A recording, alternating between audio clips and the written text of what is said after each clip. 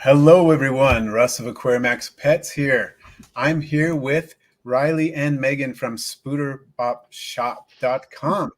They're both jumping spider enthusiasts, breeders, keepers, and today we're going to talk all about all things jumping spider, especially from the genus Phiddipus. So, welcome, Megan and Riley. Hi, guys. So, to just get started, I wanted to ask you kind of how you got into the hobby. So, Riley, can you tell us how you got into the jumping spider business? Yeah, so it was in January that I kind of was seeing them all over the internet. Although I've always loved them, I didn't have the best experience adopting for my first time. I was sent like a teeny, tiny speck that I was not expecting, and it just wasn't very good. And so um, I want to say a month or so after that, I met Megan on a Facebook group, Mm-hmm. and we learned we were both from Utah, and it was game over from there.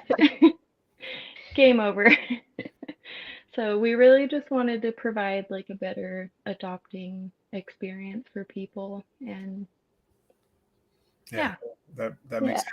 I think a lot of people realize that there's a big difference between a very tiny spiderling and one that's just a couple instars up. It makes a big difference in how difficult it is to work with. So Right. makes a lot of sense. All right. And what about you, Megan? So for me, I started the hobby. So my sister was into tarantulas and she had a couple jumping spiders. And about January of this year, same like Riley, I think that's when a lot of people kind of got into the hobby. But I started seeing videos and I was like, wow, those are actually kind of cute. And so I went on eBay, which not you're not supposed to buy jumping spiders on eBay. It's actually I like illegal, but so I got a couple Audax and then I think I just got obsessed and I wanted different species like right away. I wanted regals, um, all kinds of just everything. And so kind of just went off and then yeah, Riley and I met and everything just kind of went up from there. Cool. So Yeah. both started pretty recently then. Yeah. Yep. Yeah, Not even a year. we're still new. Yeah, Cool. we're still learning ourselves every day. So, hmm Well, that's the cool thing about any hobby you have with creatures. That's always true. It needs to yeah. be. Yeah. So that's awesome. All right. Well, which species of jumping spider do you work with? Why don't we start with Megan for this question? Okay. So we have lots of different species, but the ones we're working on bringing into the hobby and adopting out, for me, working on regals, otiosis, canopy jumping spiders, the Johnsoni, um, let's see. So regals, Johnsoni, otiosis. We're trying to do some kneekites in the future, Mm, and maybe I gotta like look. Let's see. cool.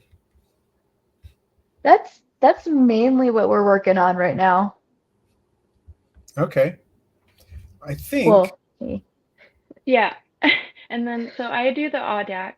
So I Megan does a little bit of that too. But I mainly just do Audax, and then I do have quite a few. I have 31. So we have two Bryante parents that we paired, the Audax Bryante. Mhm. Um, but I learned recently that that pattern is kind of just a rare mutation that happens, whether you have both parents Bryante or so. Okay. So it doesn't. It's not necessarily easy to just produce them just directly with From what Mendelian I inheritance. from what I've learned, yeah. Okay. I'm still kind of researching how that comes about, but so yeah, I mainly just do the audax. Okay. And then we're planning on doing knee kites too, huh? Right. Yeah, the new kite. Cool. Those are really pretty cool. I remember looking at the Instagram videos you had of that species up, and there was a joke one of you made about Cheetos. And they totally have that color to them when they're younger, and then when they get older, they look a lot more like the Johnsonite. But Yeah. pretty fantastic. Pretty Yeah. fantastic. I just noticed I just had to change a setting. There were only a few people in the watching, and I thought, what's going wrong? And then I realized I had a setting wrong, and so I just fixed it, and now a bunch of people are showing up. So Okay. Oh, cool. that's for that. So, they weren't getting the notifications, and I just enabled those. So now we're getting a ton of people in Okay. the chat. So welcome, Wendy and Frank and Emily and Therapod Hunter and Nolan. I'm seeing a lot of people starting to show up there. Oh, cool. Tessa, welcome. Tessa says she loves seeing the posts of the jumping spiders. It's awesome. Bryant's here. Ian Alicia, Kriegs, Johannes is here. Wow, awesome. So lots of people are starting to show up. That's fantastic. I apologize for that setting issue that has happened. That's my second time that's happened. I need to be careful. All right. So let's go to Riley first and then to Megan with this question. What are the best things about keeping jumping spiders? They're so cute. They're so cute.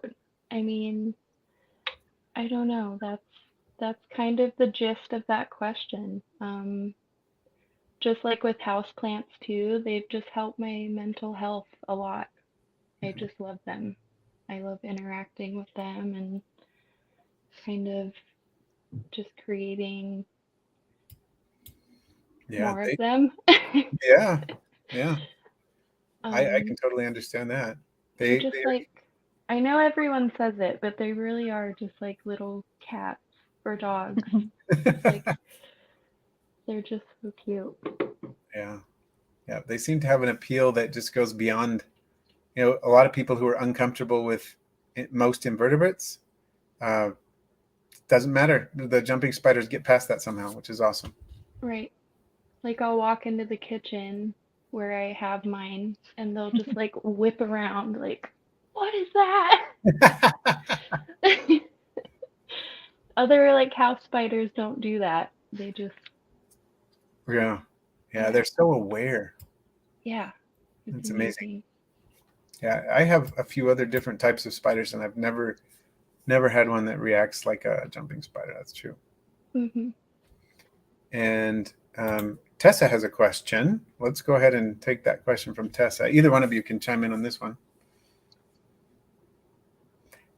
So for those of you who are only listening, it says you breed them now, right? How are they shipped? Megan, do you want me to answer?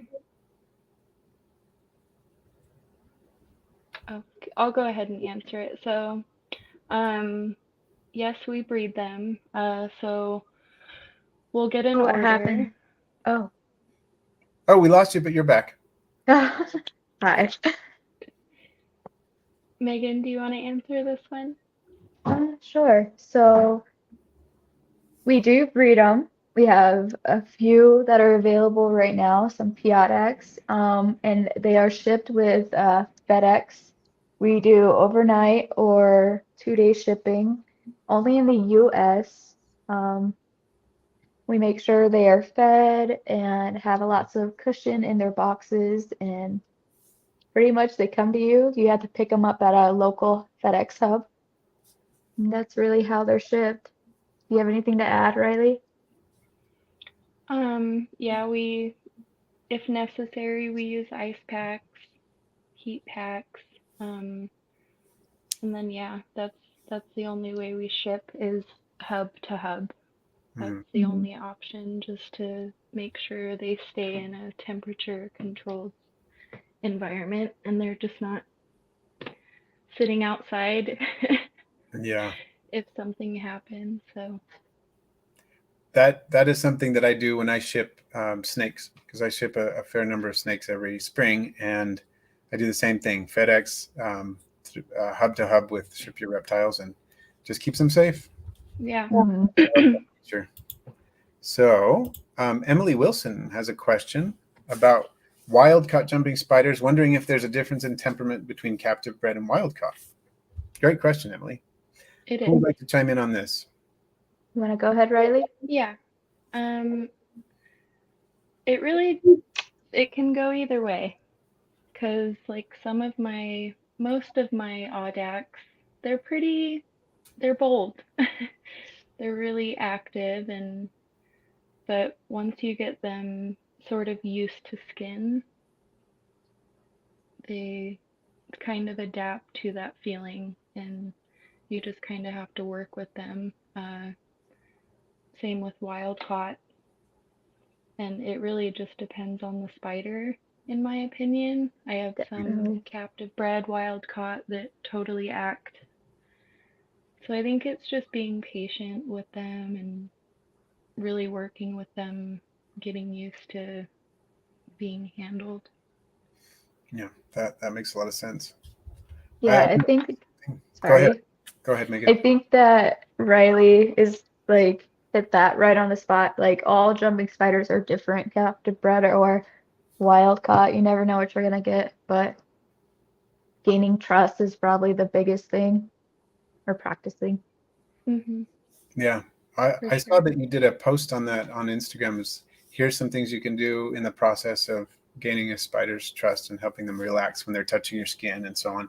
That was really cool. I think a lot of people don't realize that a lot of spiders just, whatever the reason, when they encounter human skin, they often have that initial reaction. It just kind of freaks them out, and They're like, oh my God, it's alive. Yeah. It has a heartbeat. They just kind of tap you and they're like, oh, ew. Exactly. Just like how we're afraid of it crawling on us, it doesn't want to crawl on us either. Yeah. Yeah, exactly. Okay, we've got a question from Dope Critters. Wants to know if they can be kept communally and what their lifespan is. Thank you for the super chat, by the way, Dope Critters. So Go ahead. can they be kept communal? No, as slings, they can be kept together until about I3, I4. The I meaning instar, which is how many times they've molted outside of the nest. So once they hit about I4, you want to separate them or they will start to cannibalize from that point forward. Yeah.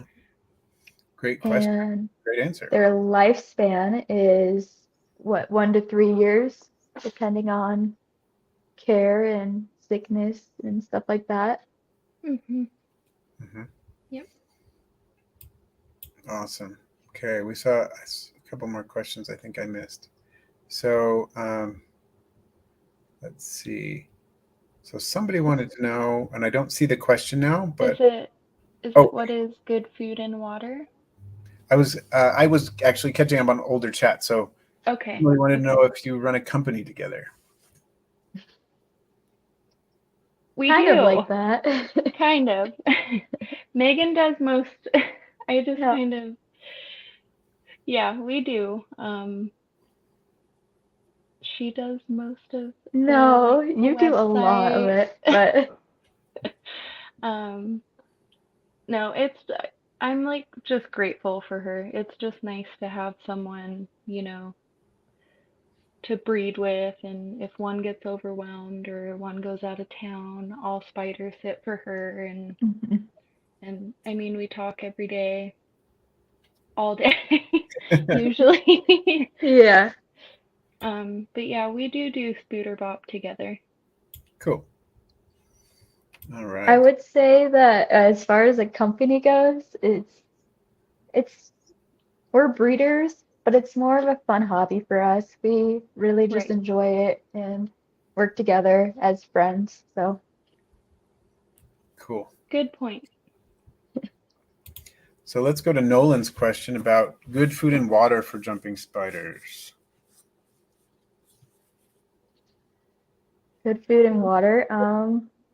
So for I5 and younger, they want to be on fruit flies. The smaller fruit flies, the melanogaster, is what I feed my like just out of the egg sac. Um, and then I5 or like I4 and stuff like that, we want to do Heidi. Oh, we got a lag. Frozen. Got a little bit of lag. You're frozen.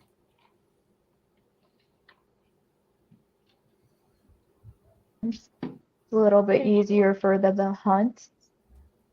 And then and then we do small crickets, pinhead crickets, dubii roaches.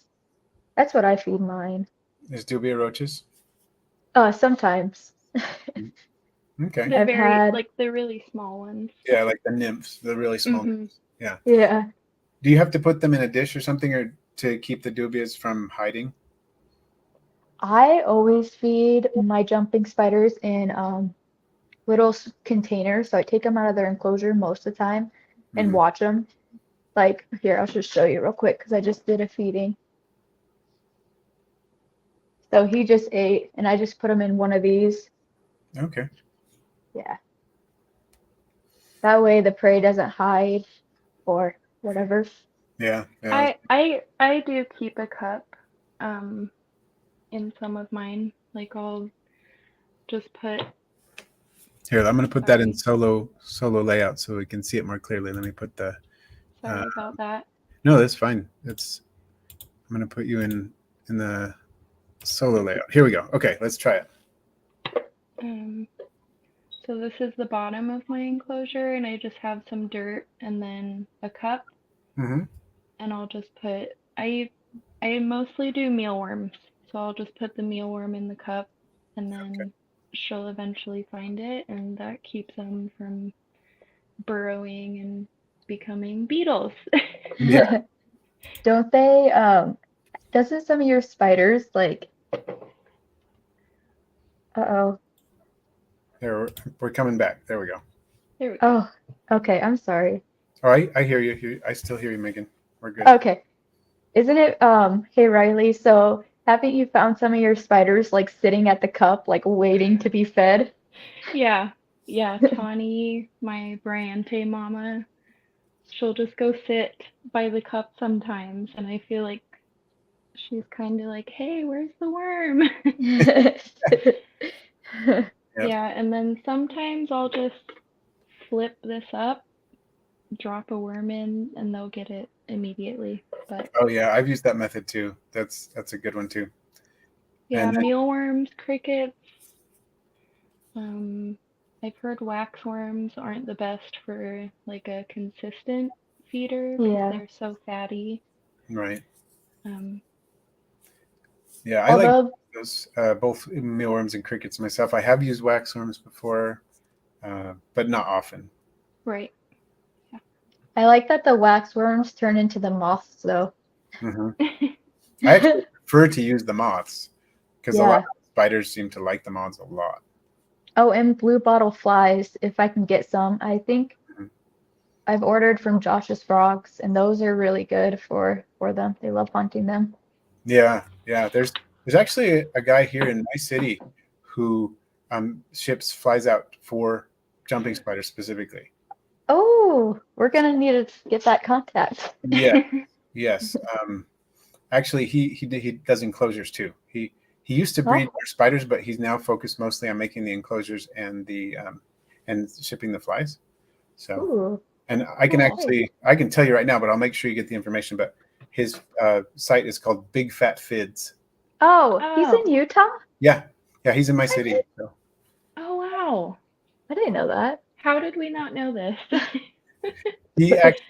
he comes to the same post office that I do all the time, and sometimes he'll drop things off. He'll like, I have some extra fly pupae if you want these to feed your chickens, and because I can't deal with all these, and so because they're starting to hatch, and so he'll just drop them off and I'll give them to my chickens. Oh, cool. Stuff. So yeah, it's It's pretty cool. So that might be a good connection to make, and since we're not that far away. Yeah. And I like his enclosure. I probably have 8 of his spider enclosures that he makes. He makes tiny sling enclosures, medium sling enclosures, and then the adult size. He makes them all. And Yeah, then I think go ahead. I think I bought one of his because his has the little ear vents that are not ear vents, but you know what I mean, the little circles, right? Yeah, like the gasket vents. Yeah. Yeah. Yep. And then he's got another enclosure company I really like is Tarantula Cribs. Mhm. I have I some. love them. They have some great ones. I don't know how many enclosures, probably 10 or 12 different enclosures of theirs that I use for different things, but 3 of them are specifically for that I use specifically for jumping spiders. So Yeah. If I could have all matching ones, I would. yeah, yeah. They're worth it though. Oh yeah, yeah. They're awesome enclosures, but it's also cool that you can make your own, and they don't necessarily have to cost much. It's one of those things where if you really want to spend, you can and get some awesome stuff, but you can also make awesome stuff. But it's not necessary. Yeah. Yeah, yeah, exactly. That's what I do is I just go to Walmart and buy the food storage containers, drill holes in it, like this one. Sorry, it's probably not in the right view, but just drill holes, put a little cork in it, good to go. Here, I'll put you in the Okay. meant to do. I'm going to put you in solo layout here so we can. Okay. Yeah, okay, go ahead. Yeah, that is awesome. What do you to drill it with? Is it just a normal? You just use a normal drill? Yeah, my husband does it. So yeah, a regular drill, and we do the smallest little holes. He uses this for the feeders, but I don't feed them in there. But yeah, this is a little Xbox room. I love the themes. Yeah, that's awesome. It's funny. That's one of the cool things about jumping spiders too, is that you can customize the theme if you want to. You can make it look really natural, or you can do a room theme like that. You just, the sky's the limit. You could do a holidays, whatever. I saw you did like a spooky sort of Halloween one I saw. Yeah, I have a really cool. A witchy enclosure. Yeah, you can do a lot of cool stuff. So let's see. Kyle Spotted Bear had a question about how often they eat in a week. You want to go ahead, Riley? So it depends on the age. I mean, if it's babies, they eat every day. Worst case, every other day. Daily misting and feeding the flies. For juvenile to adults is about every 3 days, give or take. For me, I want to say I feed my adults probably twice a week. Yeah, I too go based on abdomen size, so how big or small their abdomen is compared to their head and body. So yeah, I would say for subadult to adult about every 3 days, and then you just definitely don't want to overfeed, which can get a little hard when you have a gravid female, because then you're just like, are there babies in there, or am I feeding you too much? Yeah. That's where I have the hardest time, but yeah. And you have a visual guide on your website that shows in the like the adoption information, and you have to go through that shows here's the size. This one you should probably not feed. This one you can feed. This one really needs to eat and drink, and it's very useful information so that you can kind of dial in. Because I think not only do they vary by age, but in situation like whether or not a female is trying to get some eggs going, but also individuals, some of them seem to just need to eat more often than others too. Yeah. So a guide like that you can always just look and see, okay, abdomen size is telling me what I need to know, is nice. And then temperature probably affects that as well. When it cools down a little bit, they seem to eat less, like a lot of creatures. And kind of like hibernation mode. Yeah. So Theropod Hunter has a question about humidity level for jumping spiders. So I can answer this one. So we deal with a lot of different species. One of the species we deal with is Phiddipus regius, and they're native to Florida, so they need high humidity. Um, so they need about 75 to 80% humidity, and when they're molting, I would say a little bit higher, maybe 85, 90%, maybe not 90%, but we want to keep their humidity high. With Audax is everywhere in the US. I don't think they really need much humidity, what, like 50, 60% humidity, Mm-hmm. Riley? Yeah. Yeah, they I seem know Um, to that. do well at our room humidity most of the time, as long as they get a stay hydrated, right? Right. Riley helped me out a lot because I have P. regius and she breeds more Audax, but she recommended that I keep soil or cocoa fiber in my enclosures, and then so that helps keep the humidity for regals or keeping a moist paper towel in there so they can molt. Hmm. Yeah, because I just noticed like if you missed something that doesn't have some sort of substrate, even if you're misting every day, those droplets I've noticed are gone within a few hours. Right. So yeah, so Yeah, that makes a lot of sense since all of us currently here in the stream live in the same state and it's a dry state. Yeah. It doesn't take long. And so it is yeah. nice to have that. And once I get my spiders up to a size that I can move them onto something big enough, I always do that too. I always put some substrate in there and sometimes with live plants and whatever, but at least have Mhm. some kind of like an isopod substrate or cocoa fiber or something that'll hold that humidity. Totally Right. makes sense. Okay. Let's see. Okay, so Theropod Hunter is wondering whether small isopods can be fed to jumping spiders. I was actually gonna ask you since you're the isopod guy. Not, we've never fed with ice. I mean, is a dubii roach considered? No, yeah, I would say that And dubia roaches work pretty well from what I've heard. I haven't used dubia roaches, but as far as isopods go, I've tried I it would a say couple times no. with some of the softer bodied isopods. I've tried it, Right. and once in a while the spider will pick it up and kind of play with it for a little while and then just drop it. So I don't think they like them very much in my experience. So And it's these not, their little things just can't quite break through I think with that. the harder ones, that's true. They're just too hard. And so I don't think it's a good idea to give them a really hard bodied isopod. But I Mhm. have tried with some of the softer bodied ones, and even those they don't really seem to do very well with.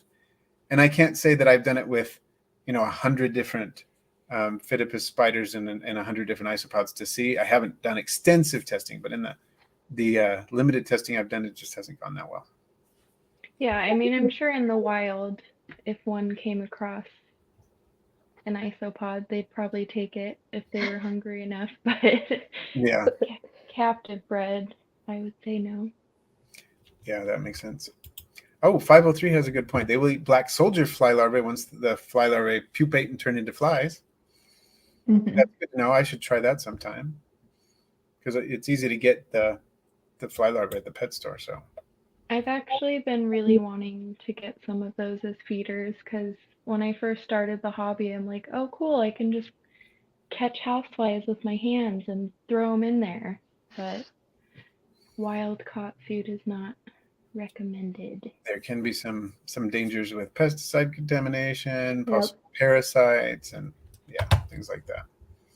So Sandy has a question about asking Megan, are those jumping spiders and all those little glass containers behind you? Yeah. Not unfortunately, but yes, Most of them. they all need their own enclosures. So, yep. And those little domed ones in the back on the top shelf, are those like the drink cups? They're not very good. I don't recommend them. They're from Amazon. They're like little parfait cups you put Uh-huh. your yogurt in, Okay. and the lids don't stick well. So not your favorite. Not my favorite. I gotta figure out something else. But yeah, they're just for my little juveniles, my little babies. Okay. Cool. Yep, Megan has quite the setup. I love Yeah. it. One thing Riley has seen all my setups. one thing I wanted to point out is that you have LED light strips there. Yep.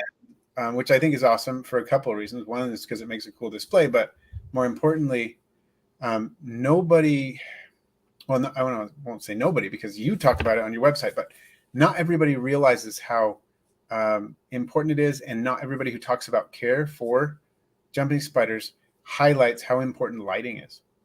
Mm-hmm. And so I love that about your website. You say, yeah, you do need bright light, and you're not the only ones who say it, but not everybody does, is what I'm saying. And Right. that light is so important in getting them stimulated to eat and just go about their normal Right. activity. Yep, because they're very visual creatures and they want to see their prey. So I keep them on 12 hours a day. And then at night, it's bedtime and they crawl in their little hammocks. Yeah, Every night. and I love that. And I have a light strip, an LED light strip right above my spider rack, and on a timer, and same kind of deal. And I've noticed that in the past when I would keep them, I tried to keep them in a bright spot, but the contrast between trying to keep them in a fairly bright spot and putting them under actual LED light, night and day, they're so much more active, so much happier. It's really, it needs to be emphasized. So I'm glad that you do that on your website. I try and stay away from indirect sunlight just because if it's too warm, the enclosures can really heat up, kind of like an oven. So I just use my LED lights. I don't put them in the sun unless they're outside of their enclosures. Right, exactly. Just because you're going to get that greenhouse effect if you put an enclosure in the sun, even for a couple of minutes, it can be enough to be dangerous. Yeah. Going through. I know I'm going to miss something in the chat, but I'm trying to catch them. Here's one from Tessa. How much care do they require? Container cleaning. I know nothing about spiders as pets, but I'm really interested. So Riley, you want to chime in on this one first? Sure. So as far as container cleaning, I noticed at first I was having a hard time with how kind of dirty, not even dirty, just they web up the whole thing and then it's not perfectly clear and, super easy to see through, but it's just something you have to get used to, and they really depend on that webbing to be able to get around without slipping on this plastic. Mm-hmm. So as far as, cleaning out their webbing, I don't suggest that ever. And then as far as like their poop, you can just spot clean with like water and a Q-tip or paper towel. Mm-hmm. Just kind of spot clean the enclosure. And about how often do you recommend doing that? I don't have a set, just when I notice there's quite like some, I don't know. I don't have like an exact answer. I just, if I notice it's looking dirty, I'll clean it. Mm-hmm. So just like as needed. as needed. That makes sense. And Same here. I'll clean up some of the dead prey that they've eaten if I do put feed in their enclosure. So clean up all that, and then like Riley said, clean the poop. But the webbing is important, especially if it's a older spider. The webbing can help them so they're not falling. And sometimes, this is just a little side note, but if you have an enclosure with webbing in it, you can switch your older spider in it and they'll be much happier. Even if it's not their webbing. Yeah. They'll use it. Yeah, makes sense, because I guess their apparatus on their feet as they get older just kind of starts failing, just like with people. Yeah. People start slipping more and things when they get older, and spiders too. Makes sense. How much, related to this question here that Tessa just asked, how much time do you think it takes per spider per day on average? As far I'll as answer. care? Okay, Oh, go ahead. sorry. No, you go. Okay. So I'm lucky. I have my husband help. So I have currently, I don't know, 60 spiders, which is a lot, and then plus babies. And every other day I'll go and feed all the babies. I make sure there's fruit flies in their little cups. And that could take 45 minutes because I get distracted. I bring them out and I'm playing with them. And then my husband, every night, he missed all the bigger spiders, so that helps my time. And I will do all the babies. So if I didn't have my husband, I'd probably be doing this for like 2 hours every day, maybe longer. And that's 60 spiders. Well, But if- 60 adult spiders and Yeah. hundreds of little babies. Mm-hmm. But if you think about that, 2 hours for 60 spiders plus hundreds of little babies, that's not bad per spider at all. Oh, yeah, yeah. That's really That's not too bad. Yeah, if you just have like a subadult, a juvenile to an adult, Mm-hmm. feed, mist, and then I guess just That's it. depending on how long you want to hang out with them. But as far as care, it takes maybe a minute, Yeah, a few minutes so to easy get and quick. them like fed and watered. Yeah, I would agree. And I have 3 jumping spiders right now, and it only takes me a couple minutes a day. And then I will clean out their enclosures, look kind of like what you said, as needed. Sometimes it's once a week, sometimes it's twice a week, but that takes me less than 5 minutes to do all 3 of them. So it's really not bad.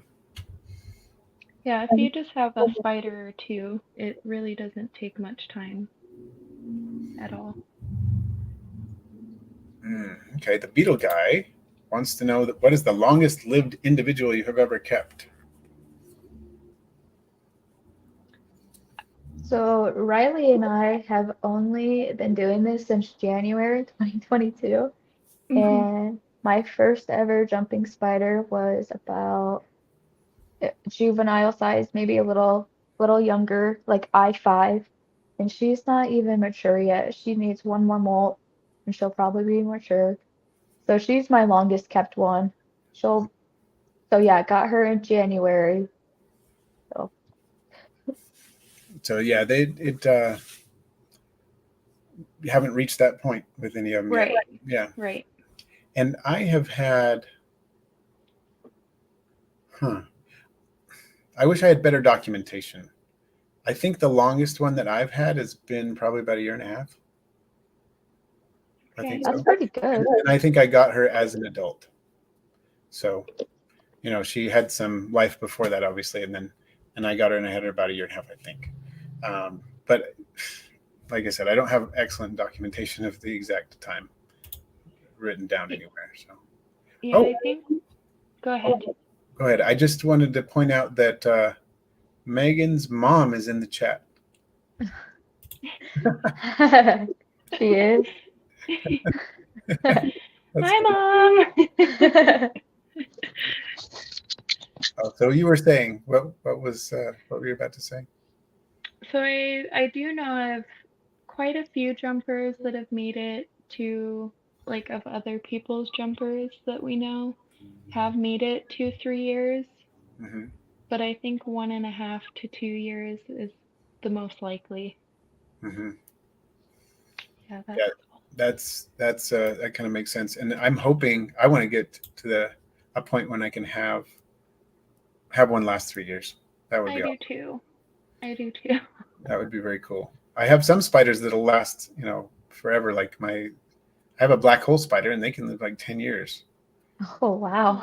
And I haven't had mine that long yet, but I probably will have her for a long time because they tend to live a really long time. And tarantulas, can live a lot longer than that. So that's cool. But I just think it would be really cool to have a jumping spider get to 3 years. Mm-hmm. Same. I want to raise one up from itty bitty all the way to 3 years. Like an egg to 3 years. That'd be cool. That'd be so nice. That would be super fun to just document that whole process.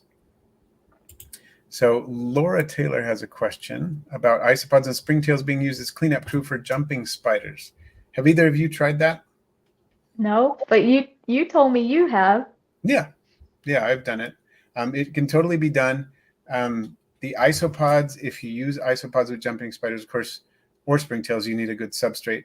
And we were talking about that already. So if you do have a deep substrate, at least, half an inch deep, that's kept fairly moist, you can do it. It's totally doable. The thing is, you want to use isopods that tend to stay out of the way, like aren't active and running around on the surface and tempting the spider to try to hunt them down. Right. And there are plenty of isopods you can use that'll do that. So a species like Silisticus convexus or a dwarf white or something like that would be a good match with Phiddipus regius that needs a lot of humidity. And then springtails, I just rehomed, rehoused sounds like I'm giving them to somebody else. I rehoused my two bigger juvenile jumping spiders into enclosures yesterday, and I put in springtails with them. And I'm not putting isopods in because their juvenile enclosures are pretty small, but I put the springtails in there, and I've done that successfully before. It seems to work. So I think it's a really good idea. yeah, because any poop, any little bits of their feeding remnants or whatever that land on the substrate, they'll tend to take care of it. So it's kind of nice. They're not going to be able to get up and clean poop up off the sides. You're still going to have to do that, but It's just taking care. So you'll of have the to get a Q-tip substrate. in. yeah, you'll still have to go after that. But it sounds like we've convinced Paul. Paul almost bought a jumping spider yesterday, but coming across this stream is a sign. Do it. Yep. And check out this link down at the bottom, Paul, right there. There's a place you could adopt a spider right there. So one thing that I'd like to point out, I don't know if I had this in our list of questions or not, but if someone wants to adopt a jumping spider from you at Spooderbop Shop, what is the first step? What do they need to do? Who would like to answer this one? I can go ahead and answer. So the first step is doing the adoption or doing your research. So there's plenty of websites I recommend. You can do some research with Spoodville. She has a great care guide. We have one, and it's just basic care. And joining Facebook groups and asking questions and things like that. And then next on the process is doing an adoption application, which you don't get denied. We just want to know how much knowledge you have so we can try to educate you a little bit about it. Mm-hmm. And the application is on the website. Oh, yeah. I love that you do that. And I love the attitude you have about it. You're not putting up a wall. You're not trying to keep people out. You're trying to throw them a lifeline and say, okay, here's where you go. Here are the steps. We want to get you to where you need to be so you can adopt one, which I think is awesome. And even though I've kept jumping spiders, I started keeping jump spiders, I don't know, quite a few years ago. I still filled out the application because Yeah. I wanted to adopt spiders. I think that's awesome, and so now I'm on the list for Johnson Eye, and I'm super excited because I've never kept that species. There's so many people are like, are they ready yet? When will they be ready? Yeah, They are about patient, but I3, sorry. Okay, and they go out at I-5, is that right? Yeah, about I5. Cool, that's awesome. So it's coming along. I know. So Steve, I'm not sure how to say your name, Steve Pond Productions. Was wondering if you can just feed dubia roaches to his spiders as the main food source. Do you want to answer, Riley? Yeah, so I would suggest to switch up their food, sort of, just to make sure they're, getting different types of proteins and things like that. We do have a girl that feeds her spiders mostly the dubia roaches. I wouldn't suggest them as if just feed them that, but from our experience, they are okay to feed. I would just incorporate, pinhead crickets, regular crickets, depending on the spider's size, and then mealworms. I I use a lot of mealworms. Yeah. And flies, like the blue bottle fly spikes, I've seen are a lot of spiders' favorite meal, Hmm. Yeah, or that makes just a lot the of house sense. flies. They're nice and soft and very active, and Mm-hmm. yeah. I know someone out in Michigan. His name's Kyle, and he has a site called roachcrossing.com, and he specializes in roaches, but he also breeds regius and many other creatures of all different Mm. sorts.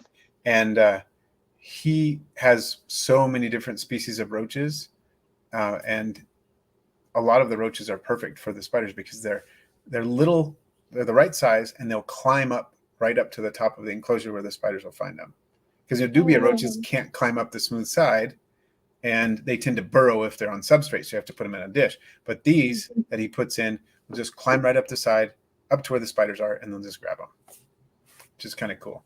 But I find that I feed mine mostly banded crickets and mealworms and superworms because I raise all of those in addition to fruit flies when they're small enough. But as soon as they graduate, away from fruit flies, then Yeah. I start doing the crickets, and you get the crickets in all sizes.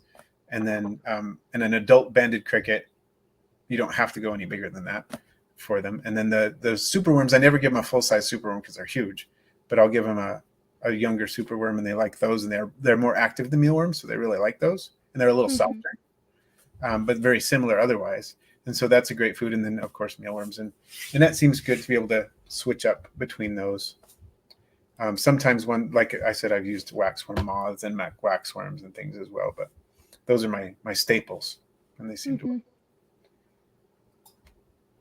Okay, let's see. And I found that crickets are so hard for me to keep alive. And Mm-hmm. I think that's why I love mealworms. You just throw the container in the fridge and they live for months, Forever. like for longer. They Yeah, yeah, I know what you mean. The house crickets that you buy from the pet store are miserable to work with, and they die. They really do. Mhm. Yep. I've bred that species, and I've bred that species for years, because once you can actually get them, it's hard to get them healthy from the pet store, but once you can kind of nurse them back to health and get them breeding, they'll go for years. And I did that. But Okay. the species that I work with now is the banded cricket, which is a little smaller. It's a lot quieter. It's a lot tougher. Does not tend to die, and they hop higher than the other ones. And they smell a lot less. And if you do a bioactive setup, they smell even less than that. Not really a big deal. And that's what I love. And the spiders love them because they're more active. And they don't tend to try to hide as much. And they're less likely to bite things. People have issues with the house crickets trying to bite things sometimes. Banded crickets don't Mhm. really do it.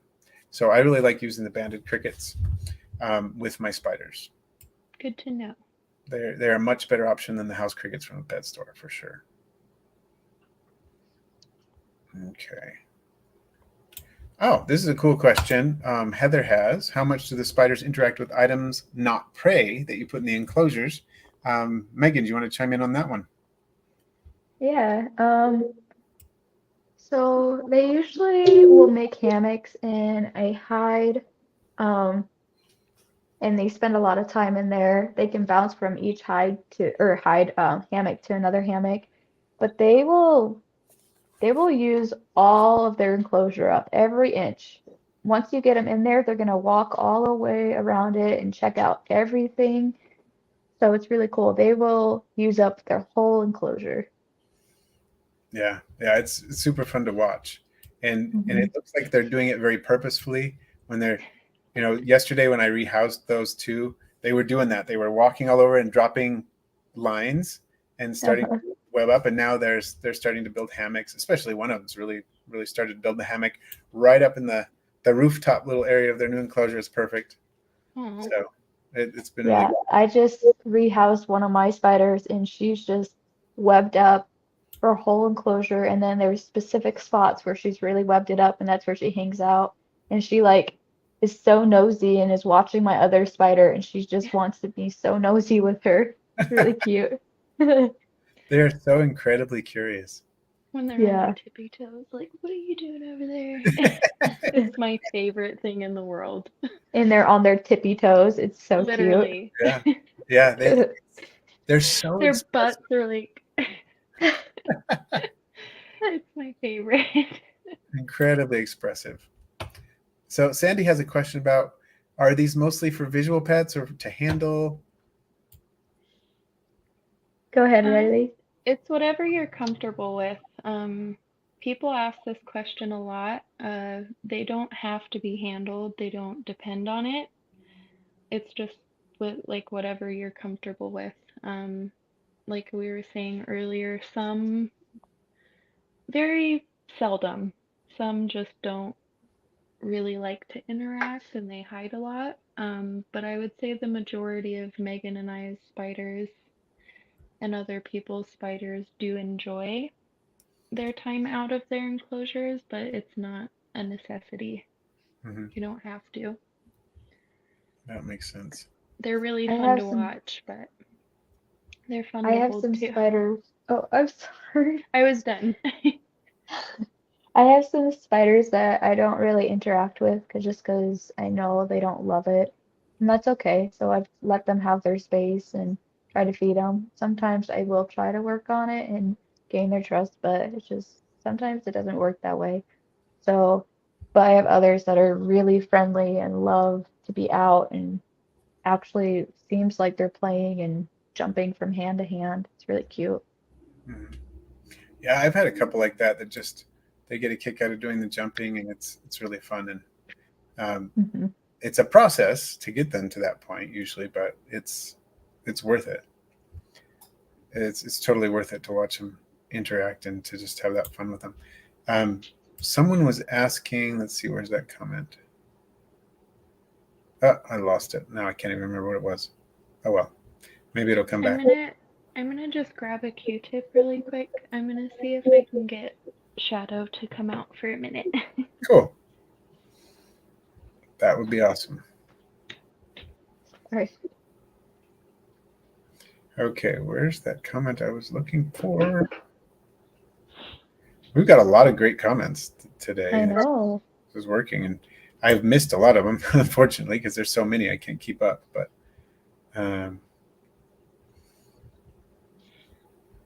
oh, there's one we can put up there. So the beetle guy wonders if they could be exposed to chemicals from decor that's put in the enclosure if it's not made for animals specifically. Have you ever had any concerns about that?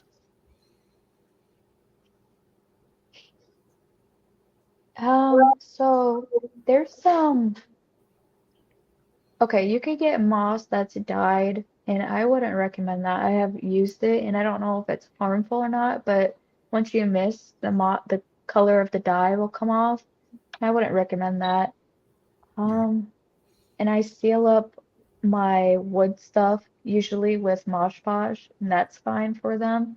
Mm-hmm. Other than that, I don't use much else. I try to keep everything. I either buy a lot of my stuff from reptile stores or, and they seem to do pretty fine. That makes sense. So if you're in doubt with like a wooden piece of decor, you could just use some Mod Podge and you're good to go. Yeah. Yep. Yeah, that's cool. Let's see. Oh, here's one about pre-molt, because molting is always an important part of a spider's life, and it can be kind of tricky. So, Kraska is wondering how long the pre-molt period is most of the time. Who would like to chime in on this one? Wanna go, Riley? It depends on the spider. I've noticed the bigger the spider, the longer it's gonna take them. That's in my experience. Mm-hmm. Uh, so they'll start to thicken their hammock, refuse food. Um, it could be a week from the time they pre-molt and come out of their molt. Um, I don't know. To be safe, I would say like weeks. If it is like like an I3, 4, or 5 spider, I feel like it takes less time for the whole process. Do you feel that way too? Yeah, I feel like our bigger ones take a lot longer to molt, and they're in pre-molt for a lot longer. Yeah. Yep, I've noticed the same thing. It seems to be a common thread with a lot of creatures. Even my snakes do the same thing with when they're about to shed their skin. It's a lot faster with the babies, and it's a lot more frequent, just like it is with the spiders. And the food refusal with the spiders, it seems like that is a little less predictable. Like some spiders will eat right up until they go into their thicker hammock, and some of them won't. But they're that idea that you have to, as the older the spider gets, the longer it's going to be in there. That always seems to hold true. Yeah, and it all depends on each individual spider, but that's just what we've kind of noticed in the size range and length it takes them. Yeah, makes a lot of sense. So Steve Pun wants to know about buying an enclosure for an adult. And we kind of talked about that a minute ago. There's so many options. But if you were going to just suggest someone maybe a higher end option and a lower end option for an enclosure, what would be an idea? So for a lower cost enclosure, I would recommend going to Walmart, going to your container store, and buying a cheap container, tipping it upside down so the lid's at the bottom, and drilling your own holes at the top. That's the cheapest way, and you can find decor from outside. You just have to bake it in the oven to sanitize it. And high costs would definitely be the ones that I've seen on Etsy or people that manufacture their enclosures, or you can even buy enclosures that are decorated, and those go for quite a bit of money. Like, Yeah, yeah, Okay, so you've got lots of options, but it doesn't have to be expensive. it doesn't. doesn't have to be Like expensive. I'm cheap, so I really like the containerstore.com, Mm-hmm. and like this size of enclosure is I think like $4, Mm-hmm. and then you just have to drill your own holes on each side and at the top. So when you first get this, it comes flipped the other way, and then yeah, you just decorate it kind of how you want it. And But oh, go ahead. I was pretty much done. Okay, so you mentioned and showed visually the fact that the opening of the enclosure is down near the bottom. I think Right. that's super important. A lot of people will not realize that that it's important to do that because they tend to make their little nesting hammocks near the top, like you can see there. Yeah, and if you don't, if you put them in a deli cup that has a lid on the top, they're most likely going to you're going to disturb their hammock every time you open it, and that's not cool. So Right. yeah. So So you this want is at Especially, least, yeah, you want a lot of room up top where you're not disturbing it when you open. right. And yet you need to make sure there's plenty of ventilation near the top, and the cross ventilation that you showed is important. yep. A lot of enclosures will have it at the top and the sides, so that you're getting flow up out the top and through the sides, and that's it's a very good thing to have. So, oh, Wally from Supreme Gecko wonders if jumping spiders require and or benefit from UVB light. UV. Oh, I don't know. Is that sort of like a heat source? Well, it's that's more UVA. That's for a heat source. UVB is more for invertebrates. It's that's where vitamin D synthesis occurs from UVB, and there are other benefits to it as well, but that's one of the main ones. So things like bearded dragons or other reptiles that spend a lot of time in the sun don't really do well in captivity unless they get UVB. So um, I think there's a lot of animals out there that benefit from it, and jumping spiders tend to bask in the sun in the wild, so it makes sense they might benefit from it. But I'm guessing that since a lot of jumping spider breeders and so on don't actually provide UVB, that it's not a necessity, but it may be something they could benefit from. Yeah, I'll actually look into that. I can't answer it, but it does make sense Mm-hmm. that it would I don't think benefit they them. need it, but they probably wouldn't mind it. Yeah, that's my thinking, is that there are plenty of people who breed them without ever any exposure to UVB for generations. So it's not a necessity, but it could be a good thing. And there's reptiles too that benefit from it, but they don't necessarily need it. You can have generations of garter snakes, for example, that never see UVB and can be fine. But if you provide it, they'll bask in it, and it can provide some good things for them. So it could be a very similar thing. Alexandria Witt says, "I love you, Megan. This is so neat." Oh, there it is right there.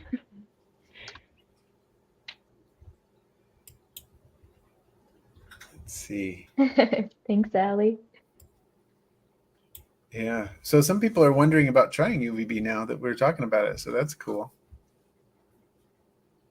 Yeah. And I guess there hasn't been a lot of research on invertebrates in UVB compared to what there is on vertebrates with UVB. So it'd be interesting to find out more about that. I don't know a ton about what's been done. That's cool. Forever learning. Yeah, definitely. That's the fun part about it. That is definitely an attraction to it. You're always learning. And one thing that I love about jumping spiders specifically is that each jumping spider you get is going to be its own little personality. And so you're always going to have a different experience. It's not like, oh, I've been there, done that. Nope, you haven't, because it's a different spider every time. It's the same species. Yeah, exactly. I think that's really cool. So what are some of the challenges or downsides to keeping jumping spiders? Challenges and downsides. Let's see. That's a good one, because the only thing I can think of is all the great things. Challenges, definitely when you're losing one. Downside is when they do pass, sometimes you don't really know why. Like, there's no actual signs of, like, one day you might just wake up and they might just be passed. That's the only thing I can think of. Can you think of anything, Riley? Yeah, I would say that too, is, when they go and you don't really know why. It would be awesome if their lifespan were a lot longer, because you do get attached to them, and sometimes you don't get as much time with them as you would have hoped, but challenge it. I want to say this kind of ties into care. Like, if you travel a lot and you're gone a lot, and you don't have somebody like Megan and I have for each other, when I go out of town, I load up the car and take everybody over there. But so that too, just make sure you're able to be home to care for them, or you have help. Yeah. Before adopting. It is nice that you can, if you need to, it's not too difficult to take a few enclosures over to someone's house if you have someone. To be able to, hopefully they actually care for them. Yeah. And you do want to have someone who's able and willing to do that. Definitely. That's an important point. Just because somebody says, oh, sure, I'll do it, doesn't even mean they know how.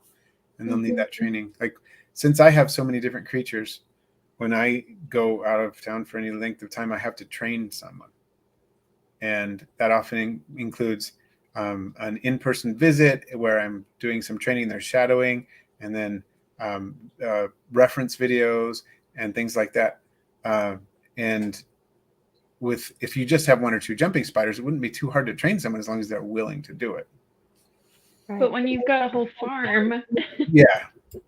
If you've got dozens or hundreds of them, it's kind of a different thing. Yeah, I loved when I had Riley's jumping spiders. It's almost like Christmas. I had all these new jumping spiders. Let's see. Oh, Frank the Tank. Have you heard of the jumping spider that has a main diet of vegetation? No, I haven't.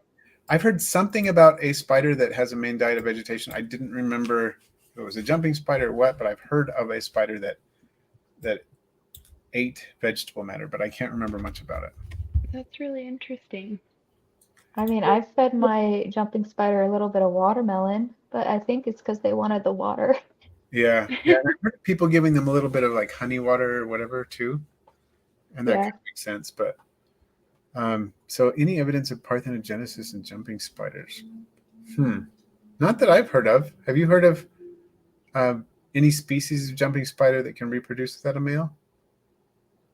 What is it? No. It's But basically when a female can reproduce without a male, she can produce viable eggs without a male.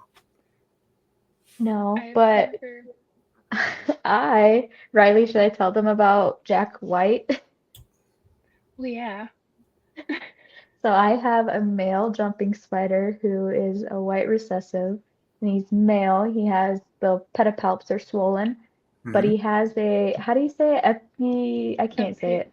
a pygmium, Yeah, FNG. he has, it's not fully formed, but he has a little belly button, Huh. which is It's wild. female.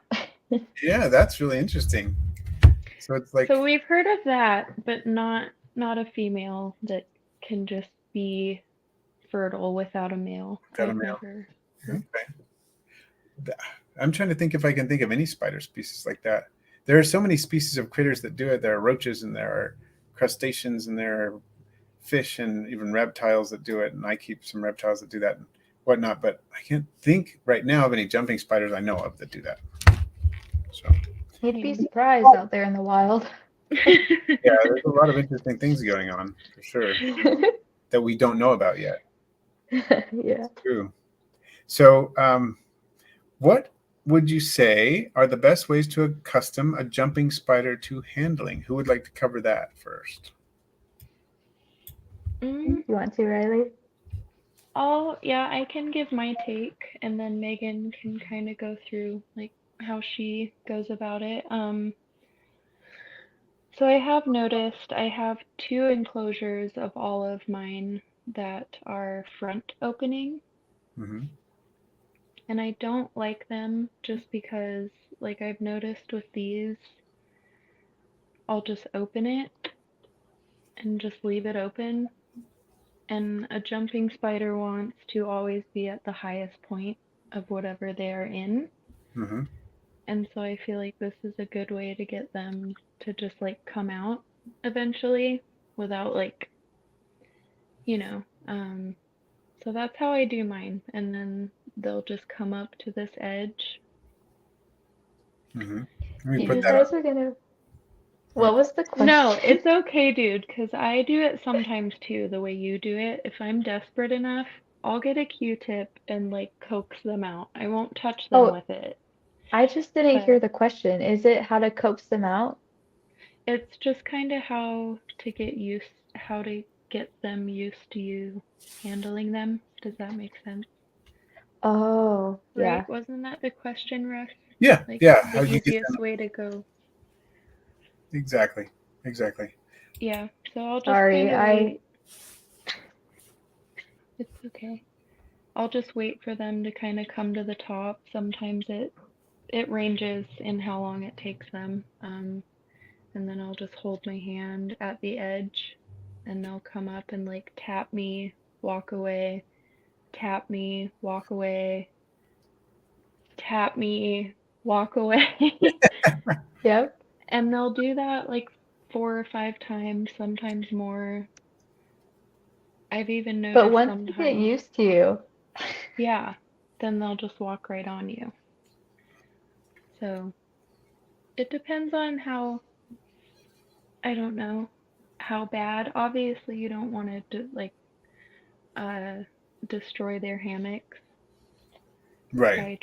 by trying to get them to come out with something like this. So I won't even like try not to touch them or the hammock. They can just sense that it's there and they'll like, oh no, the Um, crazy lady wants me out. yeah, yeah. They can. You're not really like pushing them out. You're just sort of introducing something into the environment to get them to kind of move around. Right. I'm really good at pushing mine out. I just go for it and I take my hands. They like my hands better than the paintbrushes. Like my Uh, jumping spiders hate the paintbrush. So I just go in there with my hand and guide them out and they come out and I don't force them from there sometimes. Like I'll just let them crawl around and play. Hmm. Hmm. Yeah, I've noticed that with like when I did the rehousing yesterday, that these were pretty young spiders, and I hadn't handled them a lot, just a few times when I was cleaning out enclosures or something. I had to move them, but for some reason this time they just decided, oh, I'm more into this now. I'll sit on your finger for longer and kind of do it. So it was kind of cool to just see that the change happen. They just get to the point where, oh, whatever this feels and tastes like on your hand, it's not going to kill me. I'm okay. Yeah, Yeah. I'm ready. I have a reel on my Instagram about handling, and it was really cool because I had a spider who was wild caught and just kept introducing my finger to her, and she would tap it and, like Riley said, run away, and then eventually she just wanted to be on my hand and would not get off of me. I love that too. When you like they've been out for an hour or something on you and you try to like guide them back in and they'll just I'm not done. nope, we're going up. That's pretty cool. So here's a question from RI Naturalist. Wants to know if collecting wild jumping spiders is frowned upon, like in the reptile hobby, wild catching reptiles is. Um, Go ahead. Go ahead, Riley. Okay. I was just gonna say I don't really know. I would think that because I have kept wild jumpers myself, Mm-hmm. um, I don't think that wild catching spiders in a big amount is really a good thing. Because I don't know. I'm just kind of saying what goes on in my mind. But the more if you're if okay, if you're a breeder and you're not captively breeding them and you're just going out and you know taking all these jumpers out of the wild and selling them, I don't think that's good because then they can't reproduce to create more and keep it going. But Right. I think if you take, a wild jumper and breed it, that's what I do with my audax, because I obviously can't rehome them all, Yeah. and so I'll just release them kind of back into the wild. And they're already there, so you're not changing, Yeah. you're not adding Right. something foreign to the environment. And the funny thing is, Audax is, from what I understand, it's all over the U.S., like you mentioned, and into Mhm. Canada and down into Mexico. I mean, it's a lot of places now. And I don't think it's actually native to Utah, but it's here now, very well established. And so it's not, collecting, if you go out and collect one from the wild, you're not impacting a native population either. You're impacting this population that's been here for a long time and is established, but you're not causing any problems. So I don't think that is.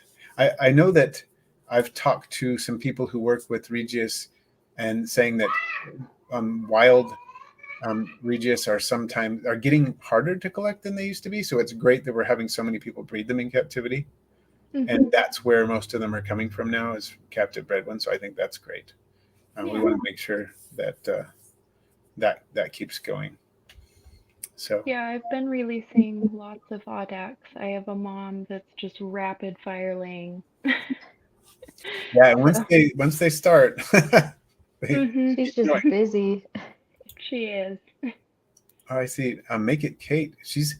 That's awesome. Hello, Make It Kate. It's been a while, and said they've discovered some Apache jumping spiders. So that's Phiddipus apachianus, I think, which looks a lot like Johnsonite, different, but kind of a similar They sort have of. orange on the top. Yeah, that is very cool. I Beautiful. just got one. You just got an apachianus? I did. She's Awesome. in pre-molt. I really wanted to have her out, but a lot of mine are molting right now. So, It's harder to, yeah, show them when they're doing that. Well, awesome.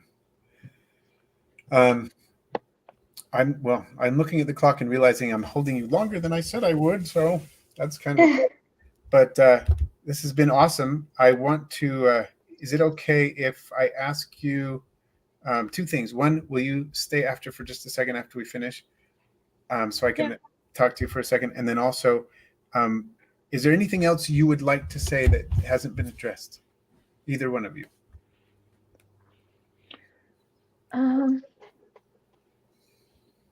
No, I don't have anything. Okay. Not really anything that hasn't been addressed, but just do your research. I mean, if you're wanting one, but kind of on the fence, there's a lot of great groups. Our messages are always open for anybody if you have questions. Yeah, just that's all I got. Okay, We cool. try to get to everybody as soon as we can. And Awesome. it's nice because there's two of us, so Yeah. And you can share the load there. And down here during the whole stream, sometimes people wonder what's your website, and they don't realize that it's been down here the whole time. So spooderboopshop down here.com, and then the same name for the without the .com on Instagram, right? as Yep. well as Facebook. And Facebook. So there are three places. One thing I would say is join some Facebook groups. There's Jumping Spider Keepers and Jumping Spiders USA, and it's a big community. You can ask questions. Everybody's usually really supportive and helpful.